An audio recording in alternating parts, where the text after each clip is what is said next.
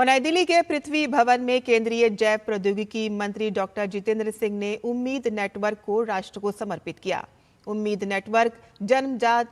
आनुवंशिक विकारों की रोकथाम, स्क्रीनिंग और प्रबंधन के लिए भारत सरकार का एक प्रमुख मिशन है। प्रधानमंत्री नरेंद्र मोदी की परिकल्पना के अनुसार विकास का लाभ अंतिम पंक्ति में खड़े अंतिम व्यक्ति तक पहुंचना चाहिए और उम्मीद नेटवर्क इसी दिशा में कदम है। उम्मीद के जरिए दुर्लभ आनुवंशिक बीमारियों की जांच अब जिला स्तर पर संभव होगी और उम्मीद के तहत पहले चरण में 5 केंद्र शुरू किए जाएंगे और अब इसे देश भर के जिला अस्पतालों तक विस्तारित किया जा रहा है और लक्ष्य है कि हर राज्य में कम से कम एक NIDAN केंद्र हो, जिसमें थैलेसीमिया और सिकल सेल एनीमिया, जन्मजात चयापचय और जैसी बीमारियों का समय पर पता चल सके।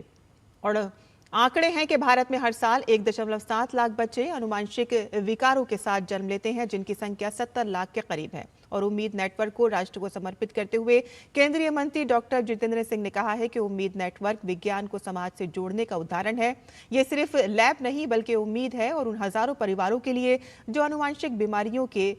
से जूझ रहे हैं। If you have to take the practice of healthcare not only as a clinical instrument but also as a part of sensitive care of the citizen,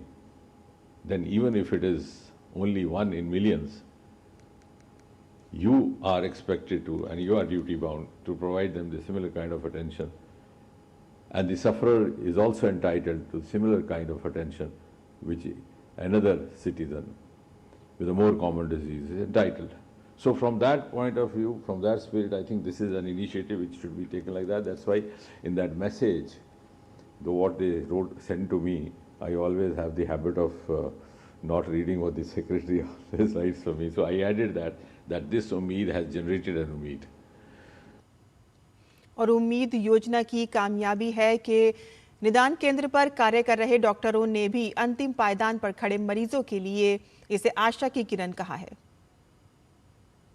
DBT का जो उम्मीद इनिशिएटिव है उसके अंडर हमें ये निदान केंद्र मिला है, तो इसकी वजह से जैसे हमारे जेनेटिक सेंटर में हम अभी प्रीनेटल स्क्रीनिंग और न्यूबॉर्न स्क्रीनिंग तो कर पा रहे हैं, बट निदान केंद्र के हेल्प से हम वहाँ पर जो कॉमन जेनेटिक डिसऑर्डर्स हैं उनकी जो जेनेटिक डायग्नोसिस है उसको इस्टेब्लिश कर पाएंगे। तो निदान केंद्र की वजह से हमारे को वो फैसिलिटी वहाँ पर वहाँ के पेशेंट्स के लिए, वहाँ की जनता के लिए देने की फैसिलिटी मिलेगी और साथ में यहाँ पर ट्रेनिंग होएगी, तो हम वो एक्सपर्टीज़ भी वहाँ पर अपना इस्टेब्लिश कर सकते हैं। तो अभी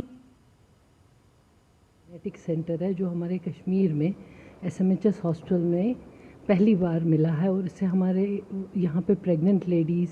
और इवन जो नए न्यूबॉर्न बच्चे हैं उनके लिए बहुत फ़ायदा मिला है।